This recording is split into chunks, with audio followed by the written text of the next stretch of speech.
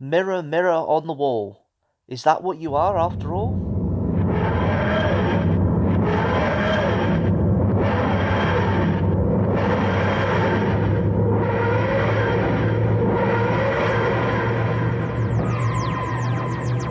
It takes you away, the ninth episode of Doctor Who Series 11. We're nearly at the finale. Next week's the big one. But let's get to this week's episode. Jamie Childs directing another episode of Doctor Who. That's 4 he's done, I think, is it? Or 3? 3, I think he's done this year. So he seems to be the main director of the series. Is he on next month as well? Or next week as well? I can't remember. However, yeah, it takes you away. Set in Norway, although I think it's probably some forest area in Wales, obviously they filmed in. But yeah, set in Norway, all about a father and his blind daughter, and how the blind daughter's been scared with this monster on the outside, which turns out to be just a pair of speakers.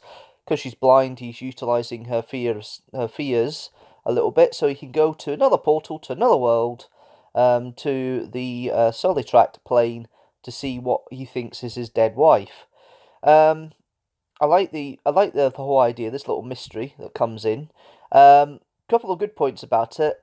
I love the whole fact that Ryan's remark about Hannah's dad disappearing, Hannah's dad disappearing, not Hannah, Hannah's dad disappearing is all is taken, and Yaz tells him off basically because he might just run away, and effectively he was right to an extent. He had run away because he was in love with his wife, and obviously he found his wife in this parallel universe, this parallel world. But it does show emotions about his father, and obviously the Doctor did tell off Ryan for his obvious single-mindedness about the subject, which is really interesting point of view, I suppose. Then we've got the anti-world, the anti-bit that we have with Kevin Eldon playing Ribbons. Interesting seeing the modern Penfold playing a different role, and it's a nice little character he plays. And of course we've got our big monster. Not really a monster; it's more flesh-eating moths. Ugh, I love that bit when Ribbons gets eaten alive, and then the moth comes out of his eye socket. Ugh, oh, that was horrible. But yeah, I like those elements of the story. I like. It's a basic story. It's not it's okay. It's showing a bit of teenage angst between Ryan and Hannah in some bits as well. But overall, I quite like it. Although it's definitely a Doctor Who story when you get one bit that takes you out of reality just a little bit. The animatronic frog of the Solitract consciousness. It was obviously an animatronic frog. Good little animatronic frog, but you can tell straight away, it's not 100% realistic. But it was a nice little effect, and it worked for the conversation, although it was a bit strange hearing it with Grace's voice. And the whole fact that Sharon D. Clarke makes another appearance as Grace, which confuses Graham, which Bradley Walsh plays to a T, this whole conflicting emotion thing of Grace being there, and obviously it isn't Grace.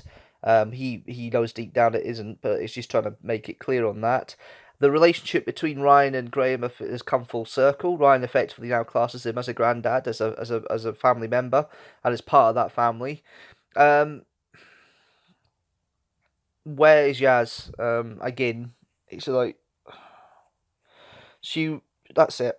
She is the Nissa of the TARDIS, and if she's in next year, I hope they actually develop Yaz more, because they've now got that relationship between Graham and Ryan cemented. Oh, please, give me something more. But Jodie's performance as the Doctor was brilliant. I love the whole story about how she found out about the Solitract from her 5th grandmother. The fact her 2nd granny was apparently a Zygon agent, according to her 5th granny. I thought that was quite funny little jokes. But overall, I did enjoy the story. I think it was quite fun. I've seen it twice, as I have most of the series, apart from Arachnids. In the UK, I've seen every episode twice, virtually straight after each other. I did enjoy it. It's quite fun, and here's to next week's finale. Let's hope that it lives up to expectations and gives us a great finale to finish on for the year.